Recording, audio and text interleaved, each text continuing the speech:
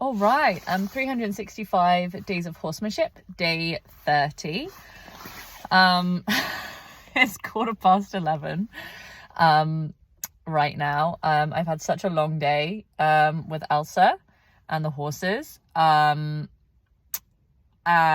it's been wonderful. It's just been wonderful. I'm so happy to have spent this time with Elsa. Already I feel like I have all the pieces that I wanted, that I needed. Yeah, I'm really excited to get some extra stuff tomorrow. But yeah, I'm just really pleased. Yeah, came out and started with Lawrence.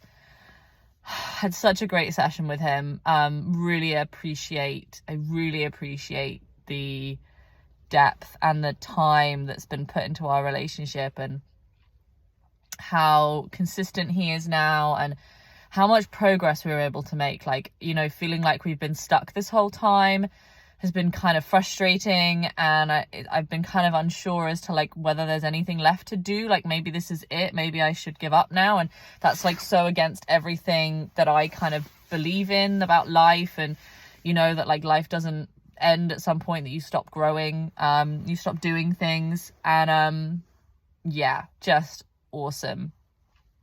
Just so much progress just came out. Had a kind of blinding flash of the obvious moment that this feeling that he's just saying no all the time, or that he's bored, or that he doesn't want to do things, is because I've kind of made him too comfortable with the freedom-based training stuff, and that actually it's okay to provoke some more curiosity. And so that's what we were trying to do today, and just trying to cause those focus changes, or influence him wanting to be in flow with me a bit more.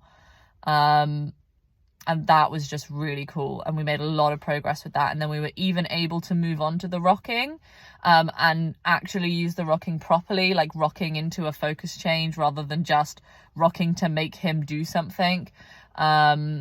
Yeah, just like standing by him, then stroking, then rocking, then moving, then standing by, then stroking, then rocking, and just doing things out of flow until we get that focus change. I think the challenge, where it's about feel and timing, is knowing how long to be in flow for and how long to not be in flow for, and not leaving it too long in either, to the point where like your presence, I think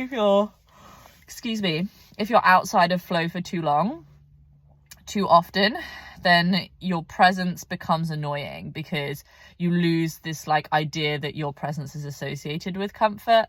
But then on the other hand, you know, if you are in flow for too long, then you kind of like negate or reduce the point of trying to encourage the curiosity, because you just reinforce this idea of like too much comfort. So it's about getting that balance right. But definitely I feel like I have a lot to work on with him, which is exactly what I wanted, because I just felt like I had nothing to do. Like, nothing was really working, nothing was where I wanted it to be, nothing was, yeah, excuse me, gosh, I'm so tired all of a sudden because I'm relaxing. Yeah, so that was really great.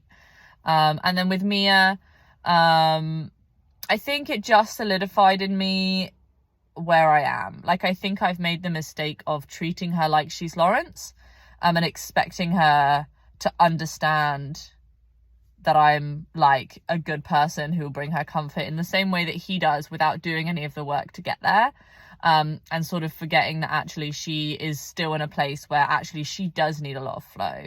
And she does need me to prove to her that I am a person who can provide her with comfort by actually providing her with comfort. I can't push her boundaries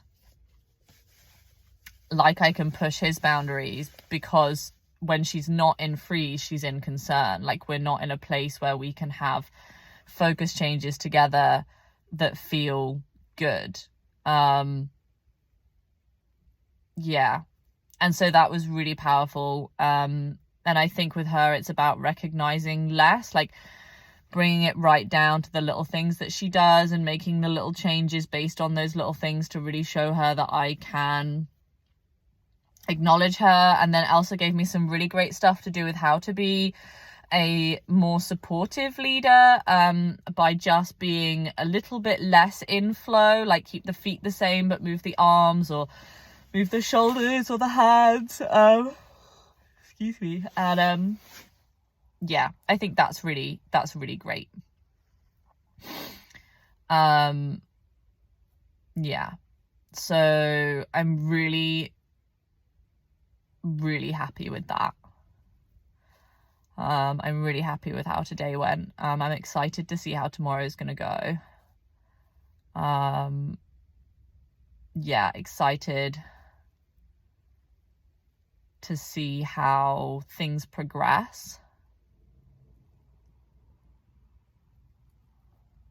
And yeah, I think it's gonna be a good journey.